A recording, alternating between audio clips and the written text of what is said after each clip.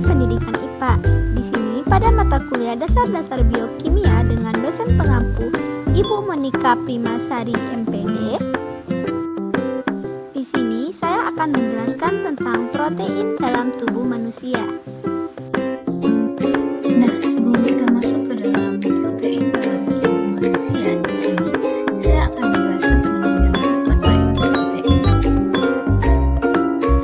Protein merupakan molekul yang dapat ditemukan di setiap sel tubuh yang berfungsi untuk menjaga fungsi, serta cara kerja dari badan.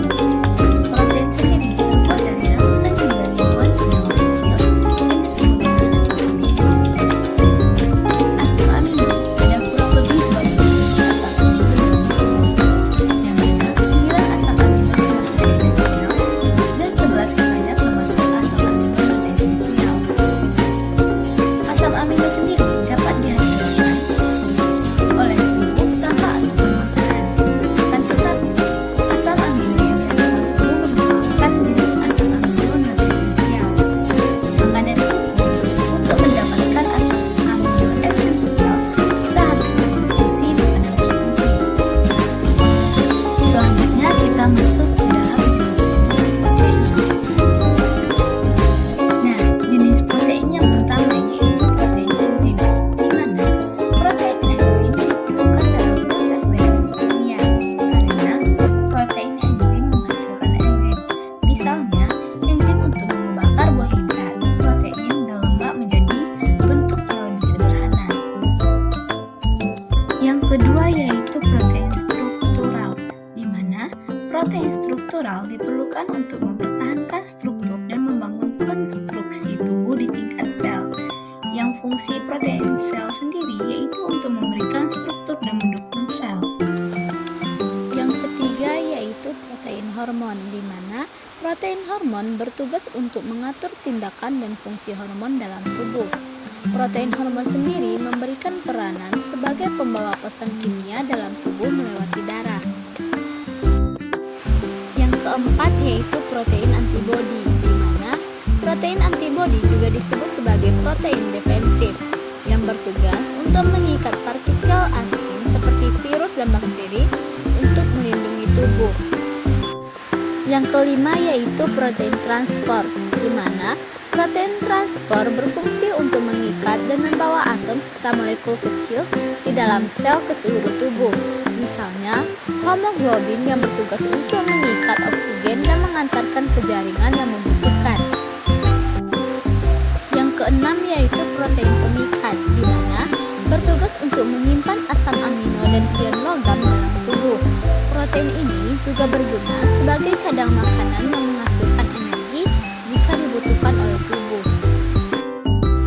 Dan yang ketujuh yaitu protein penggerak, di mana berfungsi untuk menggerakkan otot dalam tubuh. Misalnya, mengatur kekuatan dan kecepatan jantung bergerak dan ketika otot berkontraksi. Fungsi protein bagi tubuh, di mana fungsi yang pertama yaitu membangun dan memelihara jaringan. Jumlah protein yang diserap oleh tubuh untuk pemeliharaan bergantung pada kesehatan tubuh.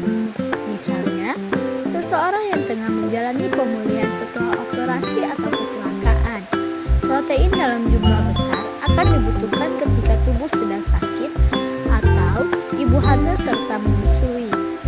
Yang kedua, mempercepat reaksi kimia, di mana fungsi protein ini dijalankan oleh kombinasi molekul dalam sel yang disebut dengan substrat. Selain itu, beberapa jenis enzim bisa bekerja sama dengan vitamin dan mineral. Beberapa sistem dalam tubuh sangat bergantung pada fungsi enzim, misalnya sistem pencernaan, produksi energi, pembekuan darah, hingga kontraksi otot. Yang ketiga yaitu alat komunikasi antar bagian tubuh, di mana alat komunikasi antar bagian tubuh selain enzim, beberapa protein juga bisa berguna sebagai hormon yang berperan membawa pesan antar sel, jaringan, dan organ. Hormon diproduksi dan dikeluarkan oleh kelenjar endokrin, kemudian diangkut ke jaringan atau organ yang menjadi target. Pengangkutan tersebut dilakukan melalui aliran darah.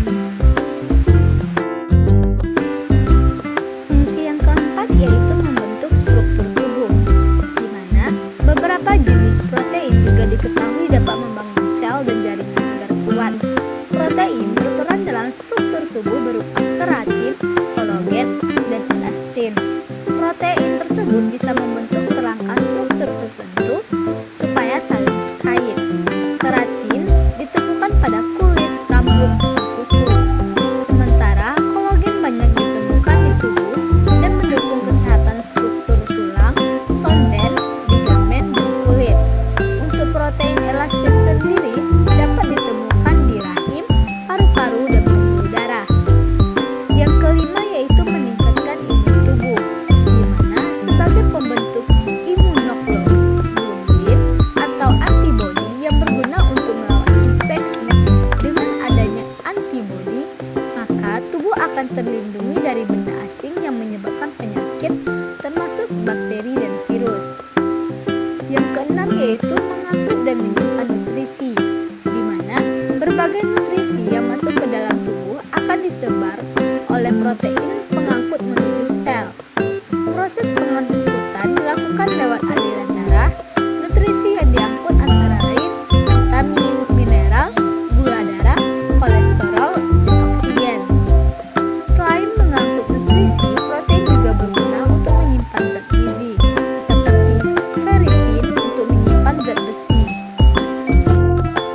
Dan yang ketujuh yaitu memelihara keseimbangan asam basa dalam tubuh, di mana protein juga bisa membantu menyeimbangkan asam basa di dalam tubuh. Nilai pH dalam setiap organ tubuh akan berbeda. Misalnya, pH normal di asam lambung yaitu 2, sedangkan pada darah pH normalnya yaitu 7,4. Jika nilai